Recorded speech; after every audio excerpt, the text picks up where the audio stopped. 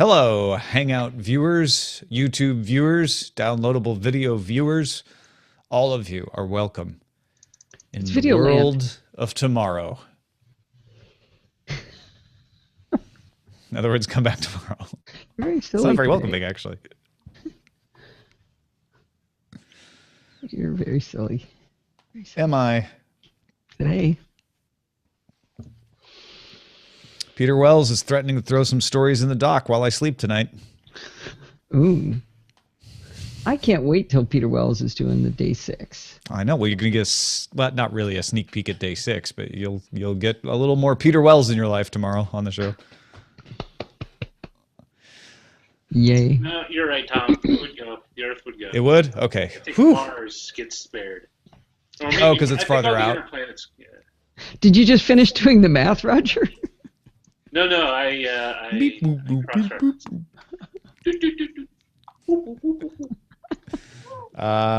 Let's see. Are there any more breaking news stories that we must pay attention to before we start the show? Feedly's been a little slow for me today. Refreshing.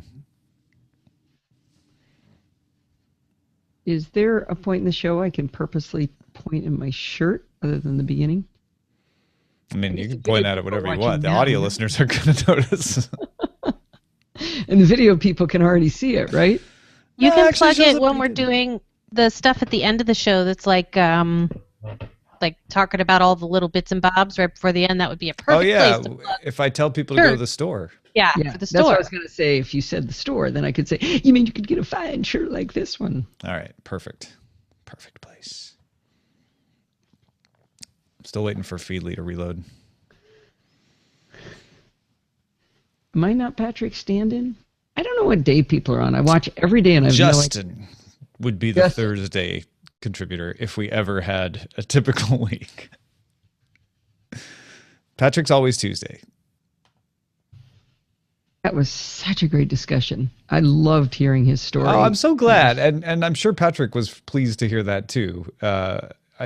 Patrick and I actually, after you sent your very nice email about it, we started brainstorming like maybe doing a Phileas Club cross promo thing every so often, where he could get one of his geekier Phileas Club type guests to come on and say, okay, well, what's the tech scene been like in Saudi Arabia or India or wherever those folks are from? Yeah, yeah. Now Feedly just won't load anything. Well, I guess there's no more news. Might as well do the show. The world has run out of news. I'll make sure tech. So sad. I mean, if Tech Meme doesn't have anything at the top saying, "Oh my gosh, Bill Gates and," I was about to say something really tasteless. You can just tell Steve to feed us. Oh, it's back. ESPN embraces esports with a dedicated gaming section. Boom. All right, let's do the show. Let's do it. Here we go.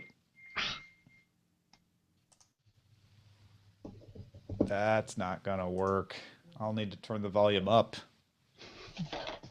Can't hear you. If you would like to donate to the Daily Tech News Show, simply go to dailytechnewsshow.com/donate. Donate via Patreon monthly or just once via Bitcoin or PayPal. If you want a t-shirt, go to slashloop.com. Thank you.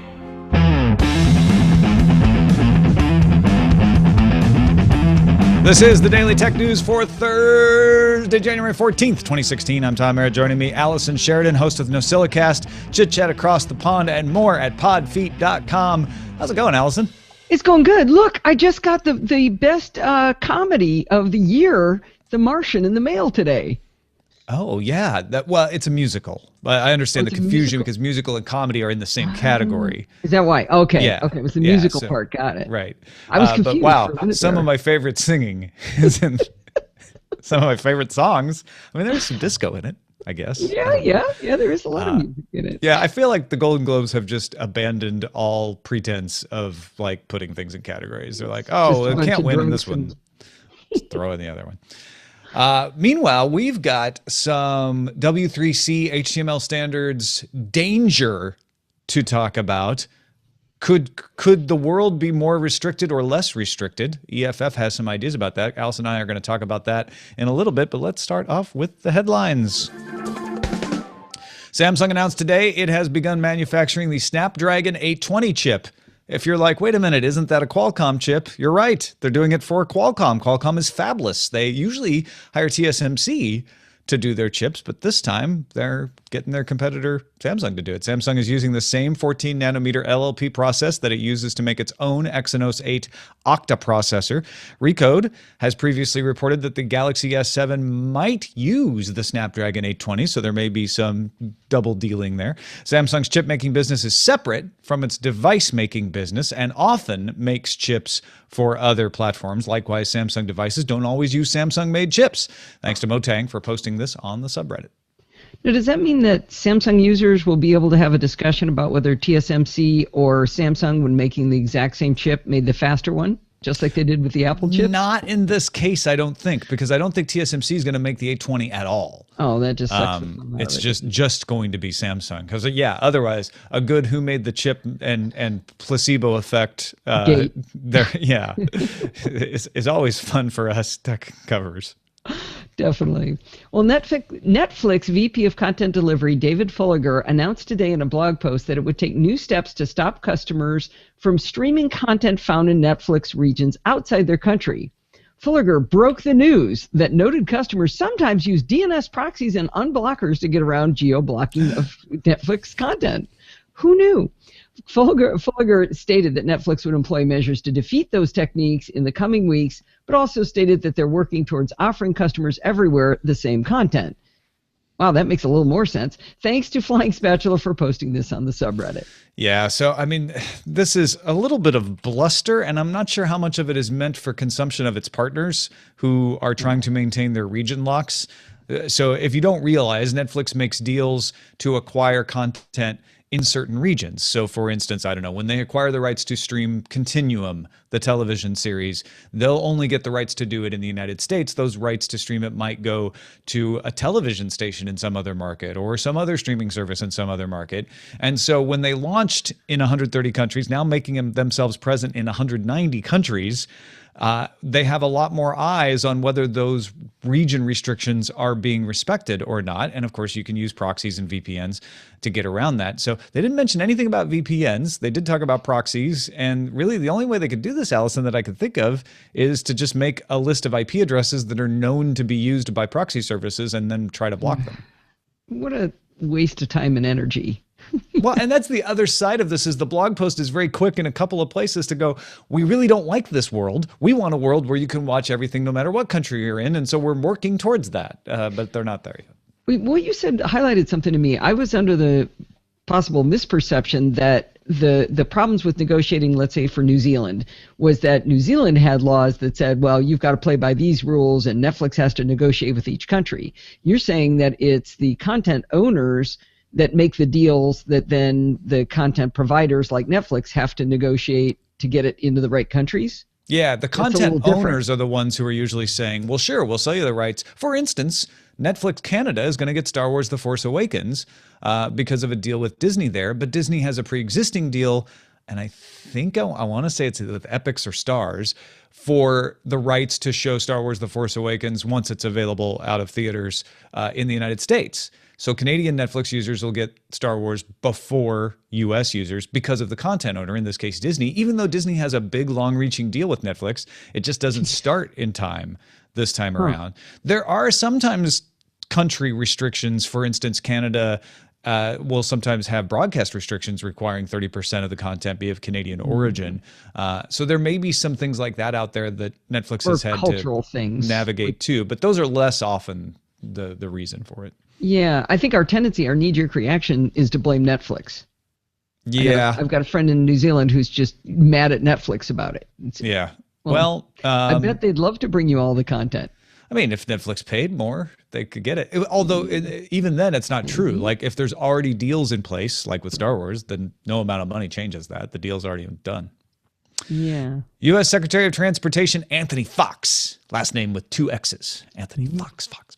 announced that policy goals for self-driving cars in the U.S. are coming. Fox said that within 6 months, his agency will work with states, manufacturers, and others to develop a model for autonomous car policy that encourages a consistent national policy. So trying to get all the states on the same page. The goal is to ensure fully autonomous vehicles can be deployed in large numbers, quote, when demonstrated to provide an equivalent or higher level of safety than is now available. The policies are part of a proposed $4 billion decade-long program to test connected and autonomous vehicles. I love that as a specific phrase to say when demonstrated to provide an equivalent or higher level of safety. That is, that's just beautiful. That's the right way to put it, right? The devil's in the details of like, well, how do you prove that it's safer? Like, what measurements are you using and everything? But that's the right goal. I agree with you there. Sure. You were talking to somebody about driving in the snow and the discussion about, well, these self-driving cars, they need lanes that they can see. And I'm thinking, yes, so do humans. Yeah. Whenever it's a question of what a car can't do, I'm thinking, I would trust an autonomous car over me driving in snow, Yeah, well, the problem with autonomous cars is that they can't tell where the lanes are. If they're going by lane markers and the lane markers are covered by snow, then you have to have a backup way of them doing it and having them find another way to pick the lane like we do. If we can't see the lane markers, we are like, oh, okay, well, I see some ruts in the snow. I'm going to follow those ruts now. Although there have been plenty of times I've been driving in the snow going, I hope I'm on the road. I'm pretty sure I'm on the road.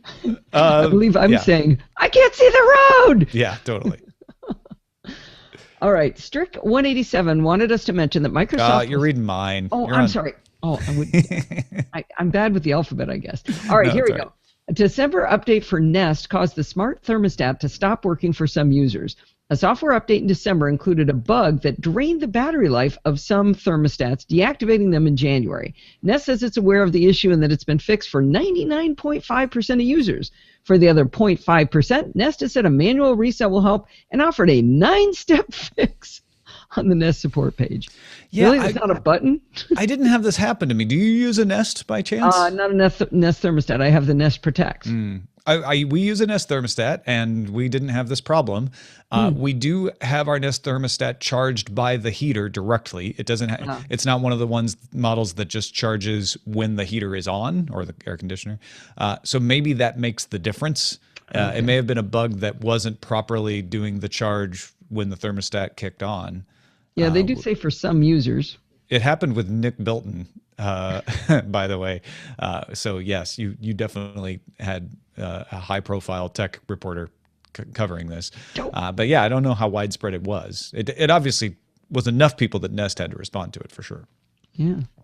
All right, now Strike 187 can get his credit for wanting us to mention that Microsoft will start delivering pop-ups to small business computers not on Windows 10.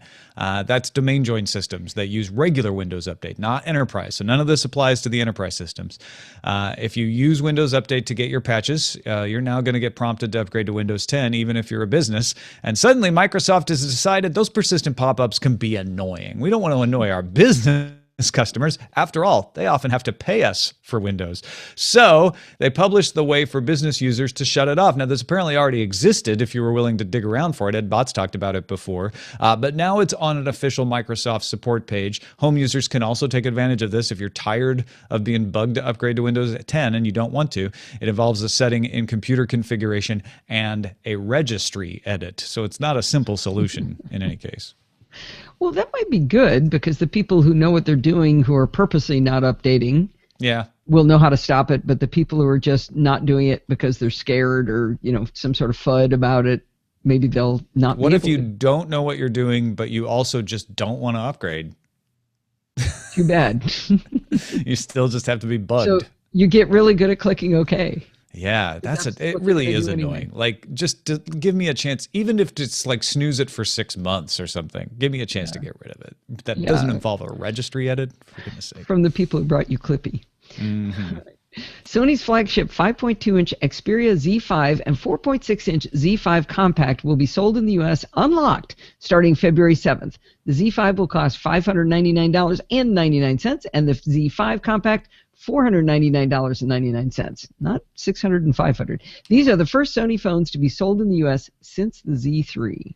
I mean, we can go into the specs. The specs are nice. It's got a nice camera and all of that. But that was the significant part to me was, oh, we're seeing Sony come trying the US market again. And at a time when you don't need to have carriers on board except for a marketing partner. You're going to sell more phones if Verizon puts it in their store, but people are buying unlocked phones more often than they used to, and you might be able to get a few more sold. That said, a lot of people still want to do the pay by month thing, in which case you got to get a carrier on board. So I'm still not entirely optimistic about Sony's chances here until they get somebody. Make pretty devices. I'm not gonna lie. Partner with them. Yeah, they definitely are. Whether you refer to him by his birth name of Calvin Broadus Jr., or his Rastafarian name Snoop Lion, or his more common name Snoop Dogg, today you can call him pissed off at Microsoft. Snoop Dogg took to Instagram with a short video expressing his displeasure at Xbox servers going down last night for a couple hours. His caption summed up his own and many other Xbox owners' sentiments. Quote, "Fix your stuff." He wrote something else. Or PlayStation, here we come. Purple frowny devil, diamonds, star football. You know what? He's always had such a way with words. You know, yeah, honestly, he does have a way with words. I 100% agree with that. Snoop Dogg's awesome, and you could see he was legitimately angry. This wasn't him pretending to be angry or puffing it up for something. Like, he was done. He's like, okay, I've been able to play for 2 hours. And he called out Bill Gates. I think he knows Bill Gates really doesn't run Microsoft, but he just wanted to be like, Bill Gates, whatever. Like, somebody fix this. And I think what captured people is you could see the genuine frustration on his face, and so many other people feeling that same frustration, calling it out. Anytime there's an outage like this, we usually don't cover it. But in this case, it was just a lovely, like, I don't know, to me, it's like, yes, giving a voice to the people who are crying out, like, oh, why is this happening? So he's your spokesperson now. Great. I suppose. All right. Wait.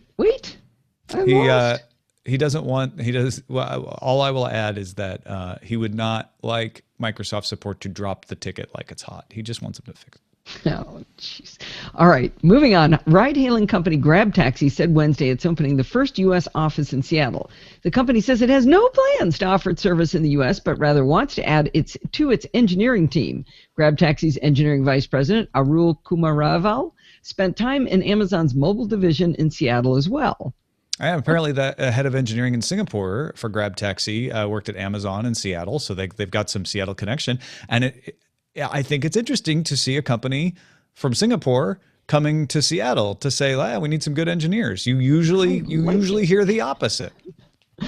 Yeah, maybe we spend a lot of time complaining about us, but we actually kind of rock sometimes, you know? Yeah, we got some good people. And there's probably a lot of Singaporeans living in Seattle too, which would be a perfect, cultural fit because the main engineering team is in Singapore. So, it's a good move and an interesting move. Are they much different than Lyft or an Uber? No, it's pretty much the same thing, although they integrate with taxis. So, and Uber does that in some places. For instance, I was surprised in Honolulu to see that I could call a taxi through the Uber app. I didn't realize that Uber had integrated, but I know lots of companies have started to work with certain taxi companies, and that's one of Grab Taxi's big advantages is like, hey, our fleet is instantaneous because we've got all these taxi companies on board. Okay. Joining the trend of big tech companies open sourcing deep learning tools, Baidu's Silicon Valley AI Lab is releasing open source code called Warp CTC for CPUs and NVIDIA GPUs. The tool can speed up machine learning frameworks up to 400 times, according to Rework. Warp CTC will be available on GitHub. Hat tip to Hacker News poster superfx, who put the link up on Hacker News, which is where I saw it. Hot dogs, faster, faster, faster. Yeah, more open source machine learning coming from Google, from Facebook, and now from Baidu. It's an interesting time there for devs. Right. And finally, Intel reported revenue of $14.9 billion, earnings per share of 74 cents a year, or 74 cents. Year-over-year numbers are fairly even. Last year was 74 cents also, with revenue down there at $14.72 billion. So they even popped the revenue up year over year a little bit. Performance beat analyst expectations of 63 cents a share and just surpassed expectations of revenue of 14.8 billion.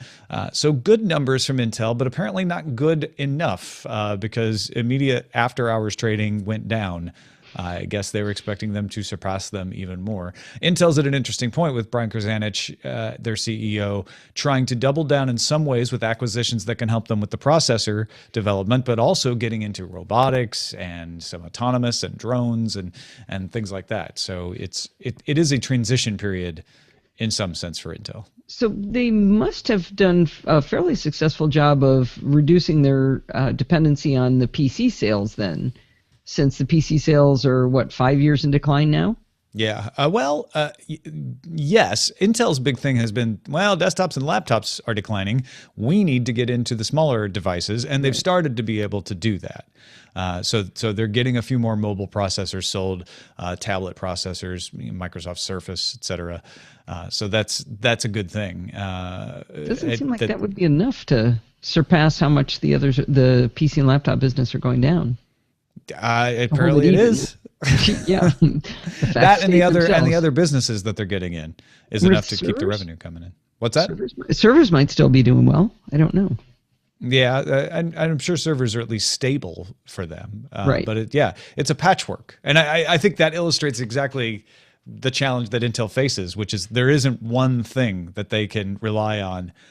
They can't jump out of the desktop and server processor business because that is still where they get most of their money, but it's not the thing that's going to carry them forward. So they've got to keep trying all these different things to move forward. And Krzanich has been very good at focusing them and saying, you're not going to try that, but we are going to try this, this, and this.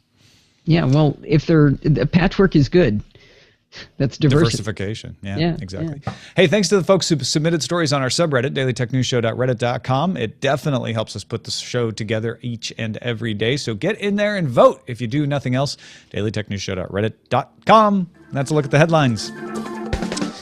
All right, so the World Wide Web Consortium, W3C, you often hear them called, maintains the standards for the web. So when HTML5 is ratified, it's ratified by the W3C. There was a controversy in 2013, we talked about it, where the W3C added support for DRM to the HTML5 standard. And that was because the argument went, we have to support the fact that people are doing DRM in the browser, or else they're going to continue to do third-party plugins. This at least makes it an equal access. And there's a lot of misunderstanding around this. DRM in the browser in HTML5 does not put DRM in HTML5. It's an API that says, if you're going to have encrypted content, then this is how the browser can deal with that. And the DRM scheme all happens on the side of the content provider. But it says, okay, if you're going to have a key and you're going to have encryption, we're going to have an extension that works with that. In fact, it's called the EME, the Encrypted Media Extension. Now the EFF, which battled that, they didn't want any acknowledgement of DRM in the HTML standard at all, is proposing modifications to the charter of the W3C Encrypted Media Extensions Working Group. That would require participants in the group who make standards to promise not to sue people who report bugs or to make tools that connect to theirs. A similar rule was put in place for software patents, requiring standards participants not to sue over anything that the group produced, and that's been in place since the early 2000s.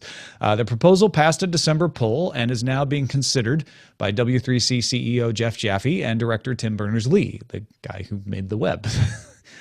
Berners-Lee was in favor of the API for encrypted media extensions. He said if content protection of some kind has to be used for videos, it's better for it to be discussed in the open at W3C, better for everyone to use an interoperable standard as much as possible, and better to be framed in a browser, which can be open source and available on a general purpose computer rather than a special purpose box. Those are key arguments for the decision, and that's why he supported it. Given that I don't think we're going to get rid of the encrypted media extension, how does this strike you, Allison, as a way to protect the interoperability of the internet? Well, my understanding was that what the EFF is asking for in this latest ruling supports the W3C's belief that they need to support DRM because it's going to exist, but they need to support in a way that neither says it's good or bad. Neither nor says it's good or bad. It's just saying, okay, it exists, and therefore, if it's going to exist, we need to have standards on that. So they want to be able to have these standards in place. I'm still getting confused on exactly what DRM is in terms of the web. Is it? I mean, if you got a paywall to the Wall Street Journal, is that considered DRM? No, it's more often used with video than anything else. And a really good example of it is Netflix. Netflix used to require a Flash plugin. That way they could put their DRM scheme into the plugin. Now Netflix can run natively in the browser. It's one of the reasons you can do Netflix in Linux, because the browser standard now allows for an encrypted media extension. They don't have to do a plugin to have the DRM running on the Netflix video. And the whole reason Netflix has DRM running is so that you don't capture it and then put it up on BitTorrent. Okay. One thing that I love the EFF. I should say put it up on the Pirate Bay using BitTorrent, because I don't think BitTorrent would let you put it up on their thing. That's the dark web, wherever. Yeah. The one thing that bothers me here is that the way the EFF has written up some of this information is they say specifically that DRM is there to keep you from doing what you want with the video. Well, yes, if that. Yes, under certain circumstances that is the effect, but that's not why they do it. They do it because they want you to pay for it. That's why they do it. They don't do it to stop you from having fun. But it has that effect, and often it is that. So, for example, I think that effect. For instance, if you buy an encrypted piece of video from Voodoo, let's say, and you want to play it on a monitor. You very often, and iTunes is the same way, may get a message saying, ooh, that monitor isn't supported. You can't play it on that monitor. Right. Now, you're not trying to steal it. You're not trying to do anything with it except watch it. Watch the thing you paid for. And that's the kind of thing EFF is talking about, is that DRM gets in the way of you doing legitimate things with the legitimate digital properties that you have accessed. A great example... And a reason for the second rule, which I think is the more confusing one, like, okay, if I'm going to participate in setting the standards for DRM, I can't sue somebody who makes something that accesses my DRM'd products. Why would that be an issue? I was trying to think of a good example of this. So I don't think you actually said what we have both read, which is that this is part of the EFF's proposal to the W3C, is that one of the rules would be if you participate in the standards body, then you don't get to sue other people if they follow these standards and use it to do something you don't want them to do. Yeah, so specifically report bugs or make a tool that connects to your tool. And that second one is the one where you're like, well, wait a minute, that sounds like making a ripping software, and that's illegal anyway. That's not what we're talking about. And the best example I could think of, and maybe you guys can think of a better one, send it to us if you do, was Google TV. Remember, Google TV had a Chrome browser on it, and you could watch Hulu. But Hulu had made all of their deals with the idea that a lot of the video could only be seen on a desktop or laptop. So when suddenly you were watching it in a browser on a television, Hulu started blocking Google TV's Chrome browser. Now, if I made a Chrome extension that told Chrome to send the identification that it was not on Google TV and therefore got around the Hulu block, I could possibly be sued under the DMCA. There's an argument for it. And what this rule says is if you're part of this standards body, you're not going to sue those people for making an interoperability extension. Oh, that is such a great example, because the answer to that is if you didn't participate, if Hulu didn't participate in helping to make the standard, then they can sue you for making that. Absolutely. So it seems like this would motivate. I always look back to, you make a rule, what behaviors does it motivate? It motivates people to not help make the standard. Right? Yes. It probably is a dissuasion of like, ooh, I'm going to lose my right to sue. Maybe I don't want to do that. And the other effect is if you really are into this and you're like, look, I'm not about closing down the web. I just want to make sure that we can do encrypted media. Then it stops you from using lawsuits as a scare tactic, right? I mean, going at, if for instance, Hulu had gone after someone who made such a Chrome extension, they might not be able to win in court, but it might not matter because the person who made the Chrome extension may just be one developer who's like, yeah, forget it. I don't want to deal with it. Even if I would win, it's too costly. So it works both ways, right? It's going to keep the more vigilant DRM proponents out and try to make sure that the people who do want DRM that are participating are not threatening the interoperability and security research that needs to go on. Yeah, I think the interoperability thing is just got to be the number one thing we protect. I always think of the movie, I think it was Mission to Mars, where they land on Mars, I don't know, the ship blows up or whatever, and they get stranded there, and they're like, oh, what are we going to do? And they start wandering in the desert of Mars, and they find a ship that had been crashed there years and years before, and they go, oh, look, we can just plug into here for power. Really? The connector worked? Yeah.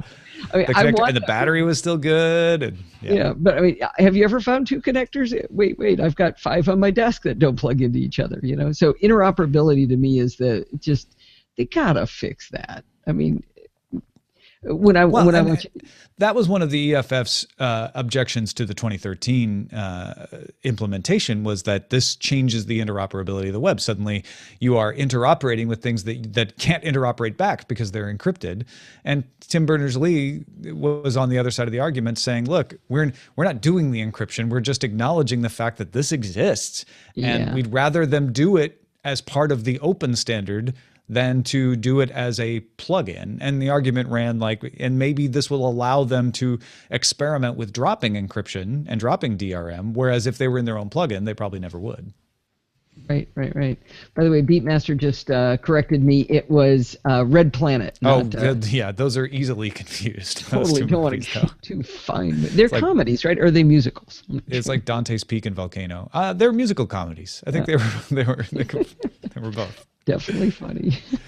All right, let's get to our pick of the day. Linda writes, I know this was mentioned in one of your episodes when Allison Sheridan was a guest, but in my opinion, it deserves more attention. Taming the Terminal, a podcast, is a joint production with Bart. How do you pronounce Bart's last name? Bouchatz, who is a sysadmin at an Irish university, does a superb job of explaining all kinds of things. The podcast, which may or may not see any more episodes, is a great standalone course on Terminal for Mac OS X, as well as being applicable to many versions of Linux and Windows. The goal is to help people get comfortable with Terminal and learn efficient ways to control the computer. What makes this particular way of learning so cool, says Linda, is that Allison is willing to ask questions that some might consider dumb, which is a huge help to those of us who are listening and asking those same questions, or just sitting there feeling dumb because we don't know it already. Wow, that is fantastic. Yeah, Bart did... I think it's like 35 episodes, and then we packaged it all up and made it its own standalone podcast, and it's got a beautiful tutorial on his site, every single page. So if you want to learn the terminal, you can start at 1 and go to 35. It was a lot of fun. Thank you very much, Linda. And bartbouchatz.ie, we'll have the link in the show notes as well. And if you can't spell it, bartb.ie. Oh, bartb.ie works too. That's great. Because I can't spell it. I made a text expander snippet for it. Send your picks to us, folks. Feedback at dailytechnewsshow.com. You can find more picks at dailytechnewsshow.com/picks. In fact, I just, at the prompting of someone on Twitter this morning, put a link to my Amazon store that has all of the equipment that I use in my studio here. And that is at dailytechnewsshow.com/picks. I got a couple of emails regarding the decline of PCs. The first one is Dragon6, who says, I am a buyer for a major retailer for computers, and I wanted to send you my 2 cents on the decline of the PC. While it's true that PCs are on the decline as more people use their cell phone as their primary internet device, I am seeing more people switching from tablets to convertible PCs. Tablet sales are down significantly, while the tablet laptop hybrids are doing very well. And then Devin said, I own a computer store in Canada, and from my firsthand experience, I've seen the PC market slow down, except for one area, gaming PCs. Up until the Canadian dollar took a dive, I was selling 2 gaming computers for every 1 mom and pop computer. Huh. Yeah, I would agree with that, with no facts to support it. My observation. Well, it's a couple of anecdotal observations, but it's people who are selling PCs, and I think it bears out kind of what Patrick and I were getting to. Yaru wrote in, was like, wait a minute, we do need to track PCs. Don't say we need to stop tracking PCs. And I guess we didn't make our point clear to some people. We weren't saying don't track sales. We were saying the category PC isn't useful anymore. So we need to track desktops and laptops and tablets and convertibles and hybrids and start to look at it differently, because that old category of PC just doesn't even really exist anymore. I didn't really get that point until I heard you say that. I forget if it was Gartner or IDC that said that, but if we had included tablets that tear off of PCs, it would be a different number. I'm like, well, okay, then what is a computer? Well, yeah, and if you look at the overall market of devices that have chips in them and can access the internet, that has definitely continued to rise over time. So I just think it's, at this point, PC has become a little bit of an old-fashioned term. Yeah. Or at least it's becoming that. Yeah. Scott said one thing that might help going forward is external GPUs. This will help you with your computers. It's an enclosure that has a graphics card and plugs into your computer via Thunderbolt or USB-C. You can simply upgrade the graphics card without replacing the entire computer. This means you can have an older laptop or even a MacBook like me and give it new life. I've heard a lot of people being very enthusiastic about these. Real hardcore gamers don't like the latency that's introduced by a plug. Even though it's very small. But if you're not looking for like shaving off every single bit of performance that you can, it can certainly turn an older computer into something that could do things it would never be able to do otherwise. But remember, and I'm glad they gave the specific example of the Macs, is that the MacBook Pros have, if it's young enough, it has a Thunderbolt port, which is essentially like having a PCIe slot. Yeah. You're going to get the speeds. You're not going to have that latency. So that's some people even still argue that there's latency because it has to travel down the cord. Really? People still argue? Hey man, yeah, it's weird, huh? It's like we still argue on the internet. What is this? 2016? Oh yeah, it is.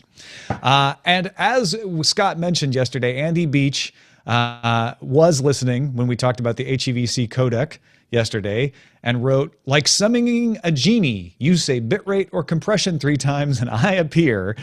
He said, I was literally already jotting down notes as I listened. Here's my thoughts regarding the HEVC article on bitrate compression. If you didn't hear it yesterday, it was basically the BBC Research Lab confirming that in subjective tests, they found that people watching this 4K HEVC codec or compression standard were able to not notice a difference with a 50% bitrate reduction. Andy says the numbers were good and what we would have expected. It's great to see big companies like the BBC already going down the H.265 path. H.265 and HEVC go hand in hand. And it indicates it may see quicker adoption than its predecessor.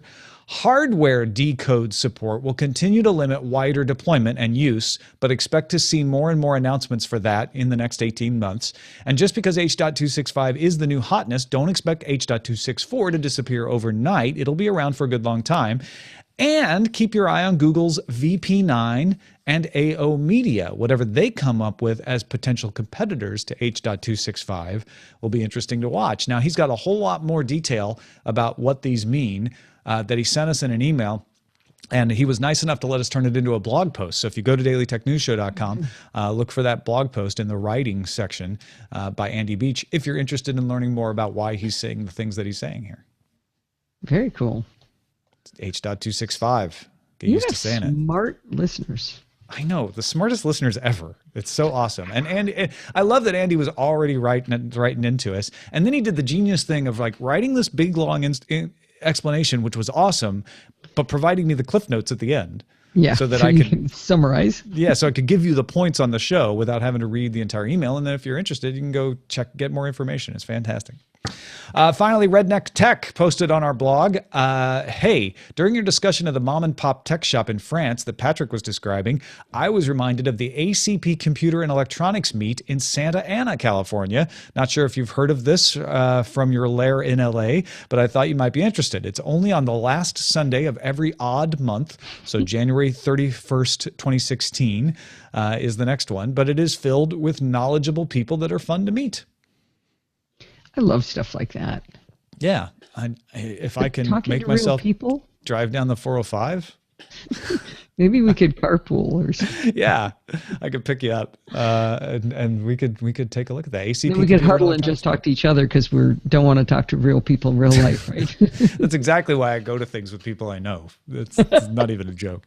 Not because I don't like other people. I don't know. I'm one of those shy people in public. I think nerds in particular. Yeah.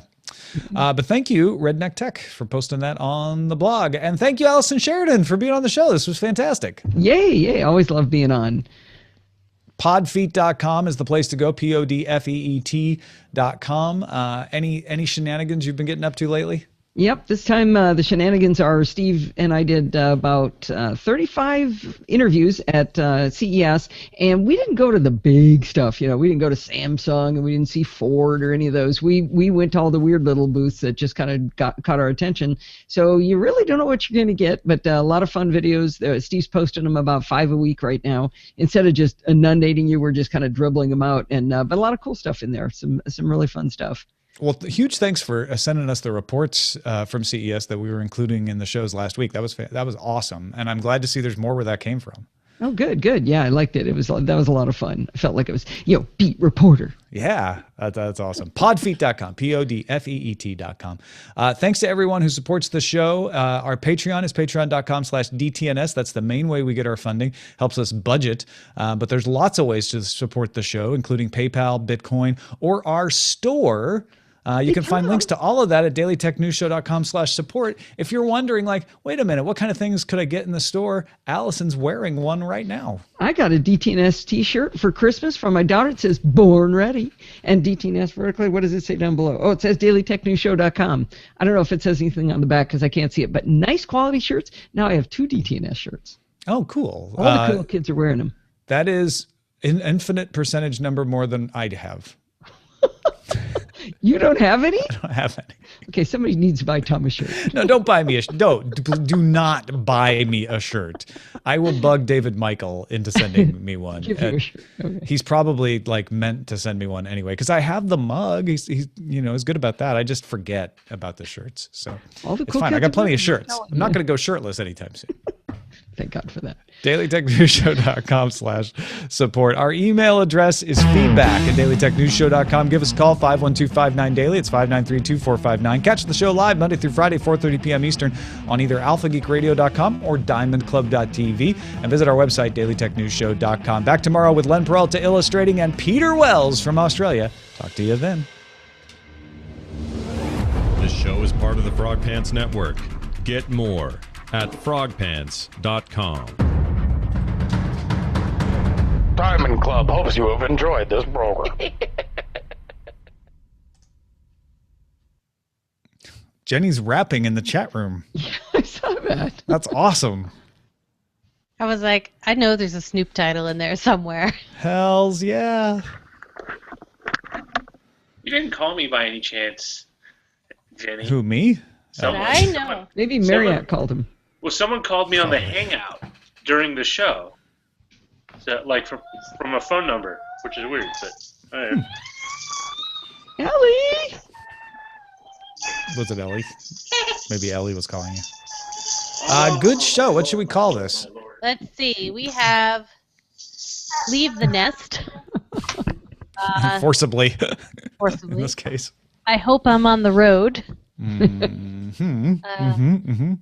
Open Source, Mr. Sulu. Oh, because this is... Wait, Mr. Sulu's Japanese. I don't know. Don't DRM, Don't Tell. That's pretty good. Snoopgate. Danger, W3 Standards.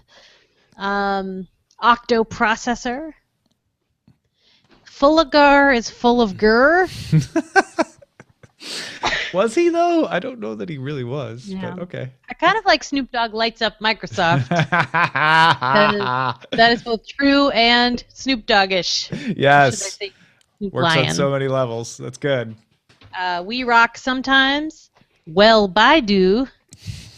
Okay. Make a tool that connects to your tool. Yes, that's good. And then, of course, one by some deadbeat Jenny J23. 1, 2, 3 into the 4. Snoop threw his Xbox to the floor. You made yourself laugh when you wrote that, didn't you? It's too long. I just put it in there. That should go in the description. Yeah. He didn't technically either throw his Xbox to the floor, but he was certainly peeved. He wanted to. Let's see. Empty battery nest syndrome. Micro Papa. Oh. 1, 2, 3 into the 4. I'm gonna throw my Xbox to the floor. Yeah, maybe. From the people who bought you Clippy. That was good. I gotta vote that There's one up. gotta be a Snoop. Come on, people, get the lyrics out. There's got to be Snoop. Title. I demand it. 1, 2, 3, and to the fall.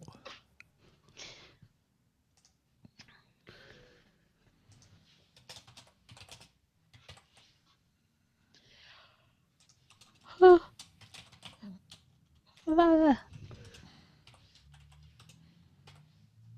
you made me yawn.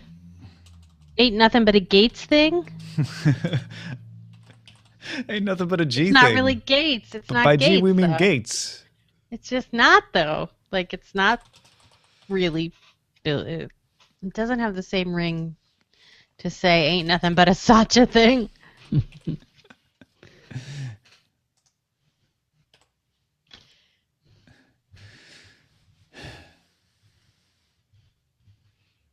It's such a not a G thing, baby. Oh God, white There we people.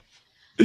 White people. It's such a not a G thing, Snoop Dogg. That fits the beat structure. It's such a not a G thing, Snoop Dogg. You realize how handicapped I am in this conversation? When you made a joke about a lyric, I just went, I wonder if that's like a music thing or something. I was just trying to buy you time. I didn't expect you to pick it up. Because I knew you were looking for the line. I was like, I don't know. It's such a not a G thing, baby.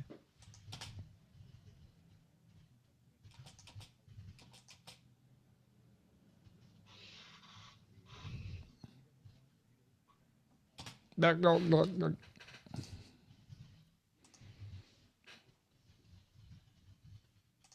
are we going with? What are we going with? Don't know. I want to give it a little more time for Snoop titles. We got no out more of time? time. I'm exporting. It's out of time. I don't know. Someone else choose. Now I have to look. Well, I do like I Hope I'm on the Road. Might be biased voting, though. You got to watch for that. Don't DRM, Don't Tell is pretty funny.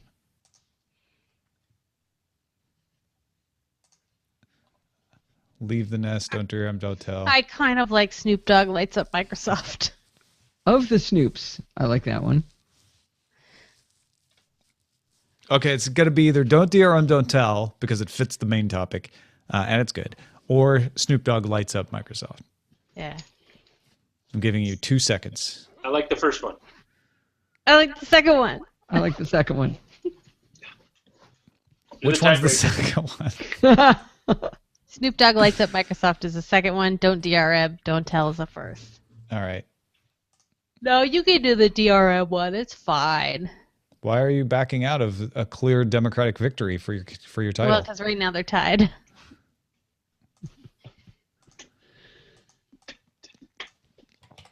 Snoop Dogg Lights Up Microsoft.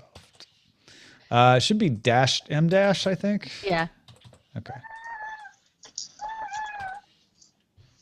Thank you, Ellie. There it goes. That's my people. All right. Did you just log in on another browser? I would never play such games. I Not don't with need a to cheat. sacred- I have the not- power of chat realm. Exactly.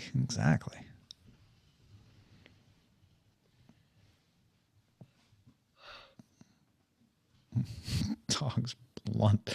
Snoop Dogg's blunt with Microsoft.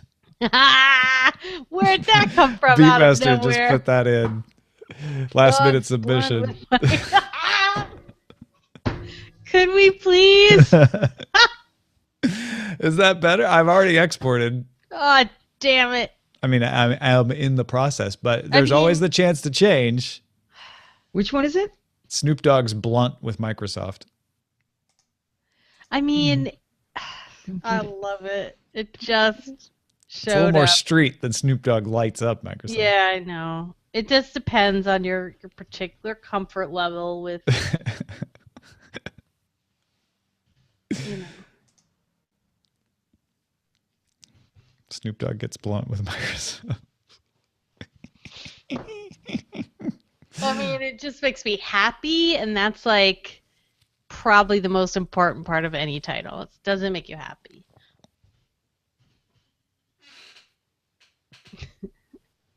Snoop Dogg lights up Microsoft. I have to keep in mind that my wife works with him from time to time. Hey, I'll tell you what. He would not mind this title. I don't think he would. Either No. one of them. I think he would appreciate the complex wordplay.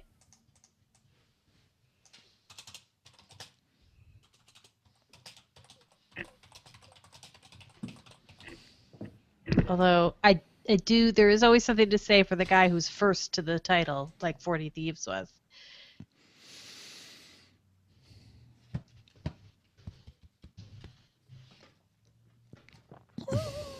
I think I'm going to call it from my end. Got to go to a haircut. Okay. Oh, fun! Thank you take the shirt off. for being on the show. I know it's been a busy day for you, so I really appreciate it, Allison. Yeah, thanks. I've been editing a 3-camera shoot video screencast for Don McAllister. Oh, wow. I've never done that before, where we did video from a camcorder, video from our an iPhone, and then screencast video, and I'm mixing and matching, going in and out, trying to demonstrate using a Mac, an iPad Air, an iPad Pro, an iPhone, an Apple Pencil, all at like. Wow. Yeah, that's challenging. Yeah, there's like 150 cuts, and it's 28 minutes long. Damn. You're going to have some chops after that. It's nuts. It's really challenging, but I figured I could squeeze this in. It's too fun not to. Cool. So. Well, thank you. I appreciate it.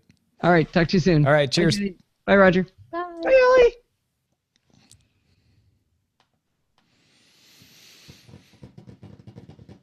Strike It Rich wonders if I'm interested in Colony, that new show on USA Network. And I was interested in it, and then it got panned by a couple people I read. But I might still go back and watch. Why is Sawyer always in bad shows? Oh, you mean Josh Holloway? Yeah. Because my dog's named Sawyer. I know. After that character. I know. But he has not and been so in I was trying to take offense on behalf of my dog. wait. Yeah, I don't know. I have a delayed reading of the nextdoor.com headlines. Are we ready? Mine didn't come till the middle of the show. Menudo and Mexican Grill delivers. One way to deter bike thefts, remote-controlled shockers. Oh, boy. Followed by my bike was stolen. Of course. Makes sense. Let's see what other good ones we have. Looking for a new roommate as my roommate Josh is moving to Las Vegas! Exclamation point. That's the title? Yeah. Okay. It's good SEO. Yeah. I mean, I guess. I guess. That's probably the best of it. I'm a big fan of looking for a new roommate as my roommate Josh is moving to Las Vegas. It's kind of a lot of personal information I right know. there in the headline. I don't imagine Josh is pleased. That's why he's moving, to be honest. Pull-out couch, large desk unit, and small desk for sale. Brought to you by not anyone. We don't get anything for that. But I'm just saying, we don't take ads on Daily Tech News Show. But if you want to sponsor our mocking of your service in our post show, let's talk. Yeah. We're not really mocking the service. I'm not mocking it. No. Not the service itself, because I find the service to be quite useful. But maybe the people. I'm mocking the people in my neighborhood. Who mocks the people in your neighborhood? It is Jenny. She does. All right. So that's that. That was next door. Menudos. That makes me hungry. And it makes me want to listen to 80s pop. Not quite for me. I've been there already. I've been down that road. You've been down the Menudo Road? Uh-huh. Very briefly, I took a left turn down Menudo Road. Did you pass the Dutchie on the left-hand side? I made a Ricky Martin and got right out of there. Snoop Dogg's Blunt with Microsoft has been chosen, ladies and gentlemen. Sorry, 40 Thieves. I apologize. It's a dog-eat-dog world. Oh! Sorry. I can't resist. Oh, yeah. Hobbit Pete from PA. Got my mind on my Xbox and my Xbox on my mind. Y'all. Burp, burp, burp.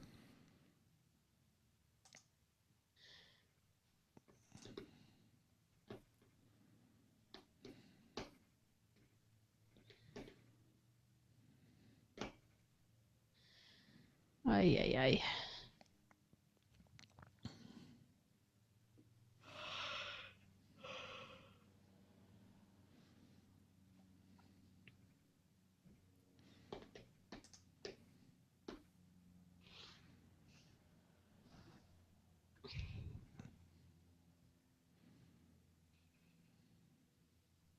Oh, 40 Thieves very kindly reminds us that we should perhaps plug the thing we did yesterday. Oh yeah, we're in soft launch, so this is the perfect time. Yeah.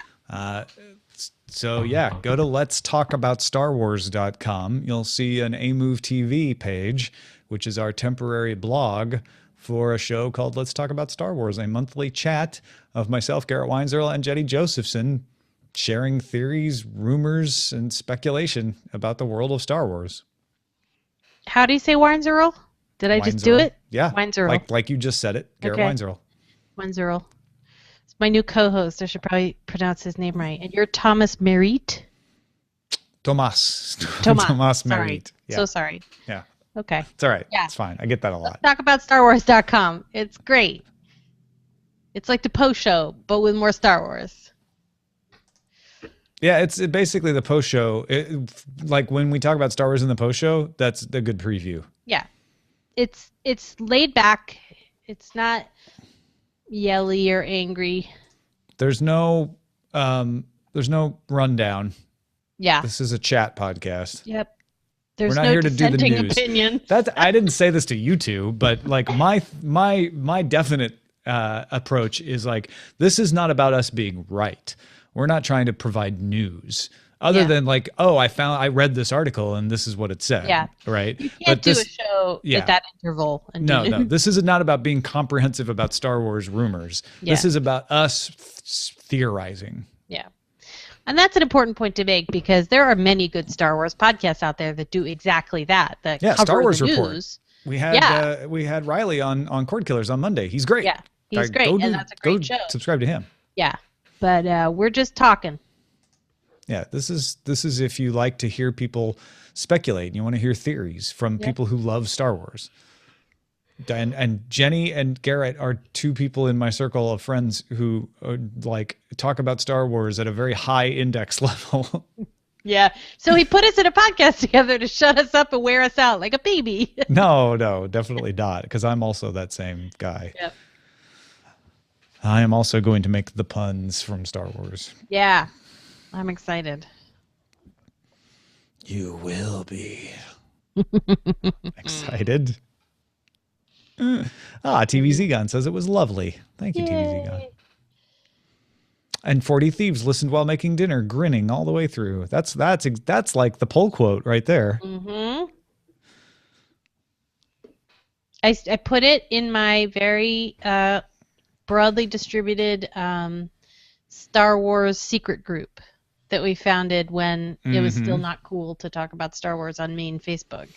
Yeah, Beatmaster actually asked what the current rule on TFA spoilers is. And as far as Star Wars, let's talk about StarWars.com goes, we are going to spoil everything. Everything. Yeah, so if you don't want to be spoiled about Star Wars things, don't listen. Yeah. If you consider theories a spoiler because we might be right, don't listen. That's fair. But we won't.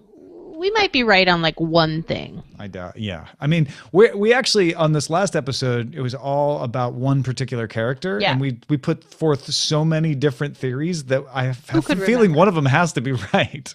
I probably should go back through and make a list of the theories we proclaimed, put out there. I'll just keep saying words until they're right. Yeah. Proposed. There it is. We proposed theories. Positive. There we go. Now the thesaurus is kicked in. Ooh, Rebel Base.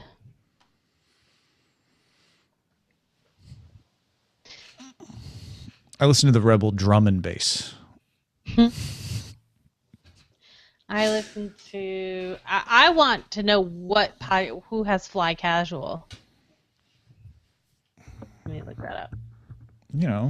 Fly Casual. Fly Casual.